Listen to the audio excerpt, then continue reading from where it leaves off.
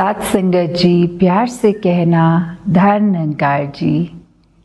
किस तरह ये बार बार ध्यान दिला रहे हैं संत कि एक जो डर होते हैं अंदर से, जो एक निकलते हैं, उससे भ्रम भी बनते हैं और फिर वो भ्रम किस तरह एक शांत हो पाते हैं, वो सिर्फ और सिर्फ ब्रह्म ज्ञान से हो पाते हैं।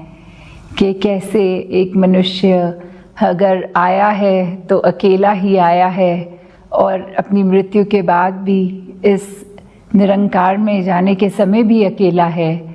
तो बस ये जो बीच का पैच ज़िंदगी है, इसमें रिश्तेदार मिल जाते हैं, दोस्त मिल जाते हैं, तो वो एक साथ जब लगता है कि है किसी का, तो फिर वो भय मन में भी आता है कि अब अगर ये साथ छूट गया तो फिर मन में डर आ रहा है।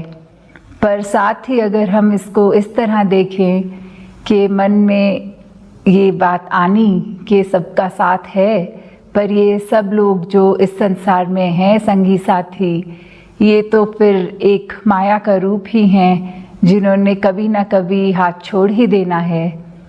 तो कैसे हमें अपने मन को भी उस तरह पूरा पक्का बनाना है कि आज के जनरेशन में ये देखा गया है कि मोनोफोबिया टर्म भी बहुत आ रही है कि अकेले रहने का डर, खास करके जो यूथ हैं कि कुछ दिन अकेले रहना पड़ता है और अगर कोई इंटरनेट नहीं, कोई गैजेट नहीं, तो वो बहुत ही अपने आप को बेचैन फील करते हैं।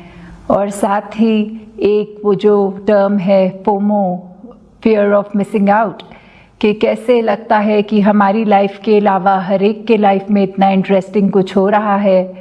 लगता है ओ कोई नए आर्टिस्ट ने कोई गाना निकाला, मैंने अभी तक नहीं देखा, उसके इतने व्यूज़ हो गए हैं, तो मन की बेचैनी आनी। या कोई नई मूवी आ रही है, उसका ट्रेलर निकल गया है, मेरे सब दोस्तों ने देख लिया है।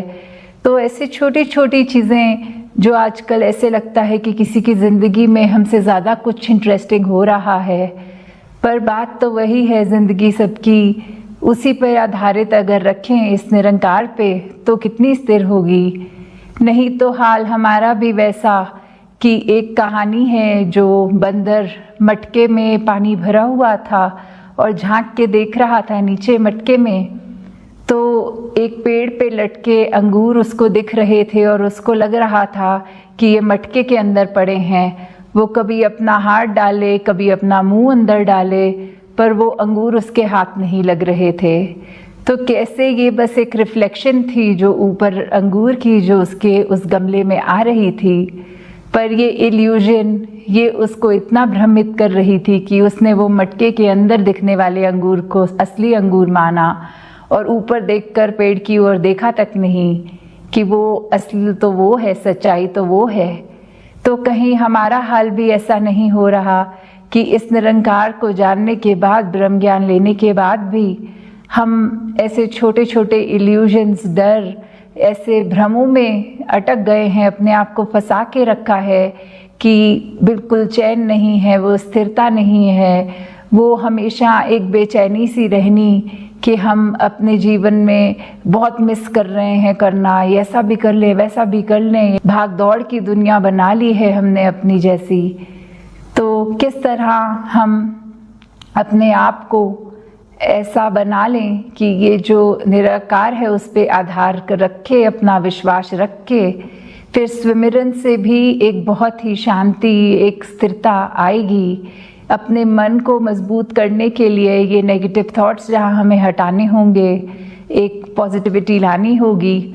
और जो सबसे बड़ी बात कि ऐसे हमें अपने लाइफ में एक कंटेंटमेंट की बात रखनी कि ये ना लगे कि जो है वो अधूरा मिला है, क्योंकि जब ये निराकार पूरा है, इसने हमारी जीवन में हमको सब कुछ पूरा ही दिया है, जो हमारे हिस्से का है, जो हमारे लिए उचित है। तो अगर ऐसा हाल है तो उसमें भी हमें लग रहा है कि निराकार ने हमें वो नहीं दिया जो हमारे को मिलना चाहिए था, तो ऐसे सोचकर ये नादानी तो हम ही कर रहे हैं, क्योंकि जो मिला है वो हमारे लिए बहुत उचित है। तो कैसे हमने अपने जीवन में से ये भय हटाने हैं, ये भ्रम हटाने हैं, और सिर्फ इस ब्रह्म ज्ञान से, इस ब्रह्म से जुड़ना है। जिस तरह अवतार बानी में भी वो लाइन आती है कि सुख दुनिया दे परछावे ने जेकर प्रीता पाएगा, ढल गए परछावे जिस दम रोएगा कुरलाएगा। कि कैसे हम अपने जीवन में एक परछाई को ही सच्चाई मान लेते हैं, वो बंदर वाली अवस्था हमारी हो जाती है कि जो क्षण भंगुर है, जो हिलने वाली चीज़ स्थिर नहीं, वो ही अगर अपने आप में उसको एक स्ट्रॉन्ग ग्रिप लेना चाहेंगे तो उसने तो अपनी जगह से हिल ही जाना है। और उसके बेस पे अगर हम अपने आप को एक बैलेंस बनाने के लिए सोच रहे हैं तो फिर जाहिर सी बात है कि हमने भी डगमगाना ही है। तो कैसे हम अगर सच्चाई की बजाय मिथ्या को सच मान लेते हैं तो अंदर से सिर्फ रोने और कुर्लाने के अलावा कुछ बचता नहीं है। तो जैसे वही बात फिर ये मिथ्या, ये दुख, उसको होते हुए भी उसको ऊपर एक स्थिति उसके आ सकते हैं जो एक आनंद की अवस्था, कि दुख को भी दुख को ना माने। तो कैसे फिर अवतार बानी में ये दर्जित है कि जगदा मालिक याद होवे ता दुख भी देंदा दुख नहीं, जगदा मालिक याद होवे ता रहंदी कोई भुख नहीं। कि कैसे एक हमारे अवस्था कि वो दुख हो सुख हो, वो सब हमें इस निरंकार के भाने में रहने के समय में उस पेन को, वो दुख को उस तरह एक फीलिंग नहीं आती। ये मान के कि निरंकार द्वारा ही जीवन में ये आया है तो हम उससे बहुत जल्दी उभर पाते हैं। वो सिचुएशन हमारे को फिर बहुत टेम्पररी लगती है।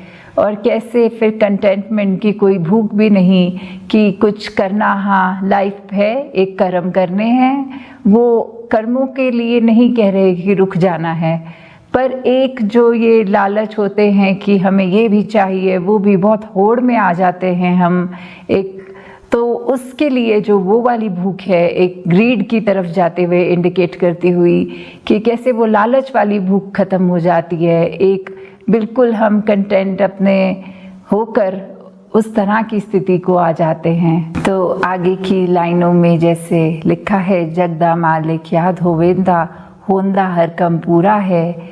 कि कैसे इस निराकार का किया सब पूरा, तो उसमें हमारे ही मन की स्थिति, अपनी मन की अवस्था ये कि हमारे अनुसार नहीं है, जचा नहीं काम, तो हमें वो पूरा नहीं लगता। हमें लगता है इस तरह नहीं, इस तरह होना चाहिए था। तो वही बात कि जगदा मालिक याद होवे ता कायर बंदा सूरा है। कि कैसे फिर से डर की ओर यहाँ आते हुए कि कायरता, ये जो डरपोक जिसको कहते हैं, कि कायर बंदा भी बलवान हो जाता है जब इस निरंकार का एहसास होता है। तो कैसे जो हमारे को ये लग रहा होता है कि ये कार्य हम नहीं कर सकेंगे, हम इतने समर्थ नहीं हैं, या कोई भय हमारे अंदर हमें ऐसे काट रहा होता है जो हमें कोई अच्छा कर्म करने से रोक रहा होता है। तो जैसे ही ये निराकार याद आता है, इसका स्मरण होता है, तो फिर एक जो बल मिलता है, ये मन को मजबूती मिलती है। तो फिर वही व्यक्ति जो एक समय कुछ चंद पलों पहले कायर, वो अब इतना सूरमा, इतना बलवान कि सारे कार्य अच्छी तरह अपने कर रहा है। तो यही कि कायर व्यक्ति भी अब बलवान है, क्योंकि उसको याद आ गया कि करता तो यही है, करने वाला ये है। हमारा शरीर एक बस इंस्ट्रूमेंट की तरह, ये प्रभु जिसने हमें ये शरीर दिया, वो जैसे चलाए वैसे उसके रंग में रंग कर ही चलना है। और आगे की लाइंस भी कि जगदा मालिक याद होवे ता मौत दा भय मिट जांदा है। कि कैसे एक मृत्यु जो हमें आती है, शरीर को आनी ही है सबकी एक ना एक दिन, तो जितना समय हम जीवित हैं उस डर में ना जिएं कि हमारी मौत कब आएगी, हमारी ये प्यारी ज़िंदगी हमसे छूट जाएगी। तो ये तो सच्चाई है कि मौत ने तो आना है। तो कैसे मौत आने से पहले हम ना मरें, उससे पहले जीते जी अपनी ज़िंदगी इतनी संवार लें कि बस एक प्यार हमारे मन में, हर एक के साथ हम मिलनसार होके उनके लिए हमारे अंदर से अच्छाई निकले, अच्छी बातें निकलें। कैसे हम अपने लिए भी एक ग्रोथ की ओर बढ़ते रहें, अपने आप को भी एक दलदल में, एक वेब में जैसे फंसाते हैं वैसा ना करें, अपनी ग्रोथ करते जाएं, तो ये मौत का भय भी हमारा मिट जाता है, क्योंकि ये दातार, ये निराकार जिससे हम आए हैं, मौत के बाद भी हमें उसी में मिलना है। तो फिर डर किस चीज़ का? ये शरीर और आत्मा ये तो बहुत ही अलग चीज़ें हैं। शरीर कुछ सालों के लिए ही है, पर आत्मा तो इस निराकार की है, इसी से आई है, ज्ञान प्राप्त करके इसी में वापस जाना है। तो कोई उम्र या सालों की वो मोहताज नहीं। तो कैसे ये जब बात याद आती है कि निराकार ही सब कुछ है, तो फिर ये लास्ट लाइन जो इसी शब्द की कि कहे अवतार ज्ञान दे बाजो, मालिक याद ना आंदा है, कि जब तक हमें ज्ञान याद है तब तक ही इस प्रभु, इस निराकार, इस मालिक का भी हमें चेता होता है, याद रहता है। क्योंकि ये बात ही ऐसी है कि ज्ञान याद तो निराकार याद, निरंकार के एहसास में है तो ज्ञान पे चल रहे हैं, ये उत्प्रोत जो बात है। तो फिर अगर हम यही भूल जाएं निराकार को, तो फिर हमें एक ज्ञान होने के बावजूद भी ये मालिक भूल गया। तो फिर ये ज्ञान अपने मन में बसा कर रखें। ये ज्ञान ऐसी दौलत है कि ज्ञान के ऊपर अपने ज़िंदगी को चलाएंगे तो ये दौलत बढ़ेगी। अपने कर्मों द्वारा अपने कर्मों की खुशबू हर एक तक लेकर जाएंगे तो ये दौलत बढ़ेगी। तो कैसे हमें अपने मन के सारे भय, जब ये बात याद आती है कि दातार है, निराकार है, तो भय वहीं ख़त्म हो जाएंगे। और जो भी हमने एक भ्रमों की ओर अपने आप को एक फंसा के रखा है, वो सारे भ्रम भी इस ब्रह्म ज्ञान द्वारा ही ख़त्म हो जाएंगे। तो दातार कृपा करे सभी पे कि कैसे जीवन में एक सिर्फ और सिर्फ आनंद की अवस्था के ऊपर वर्क करते हुए इस निराकार से जुड़कर हमेशा एक अपने दिल से परोपकार की भावना रखते हुए, जब इतने पॉजिटिव काम होंगे करने को, ये दिमाग भी कहीं नेगेटिव तरीके पे नहीं चलेगा, कहीं वो डरों को हमारे अंदर घर नहीं करने देगा। क्योंकि इंस्टिंक्टिवली एक फियर होना कि अचानक हम कमरे में आए हैं और कोई बच्चा भी कोई छुपन छुपाई खेलने वक्त एक डरा देता है, तो एक शरीर का एक रिफ्लेक्स, वो डरना वो पल की चीज़ है, पर एक भय में हमेशा रहना, उसको हम काट ज़रूर सकते हैं इस ब्रह्म ज्ञान से।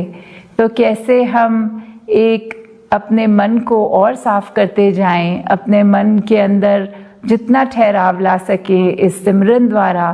तो दातार कृपा करे हर एक का जीवन इसी रूप में निरंकार के ऊपर आधारित होते हुए सत्संग की शिक्षाओं पे अपने चरित्र को और मजबूत बनाते हुए आगे से आगे चलते रहे। साथ संगत जी, धन्यवाद जी।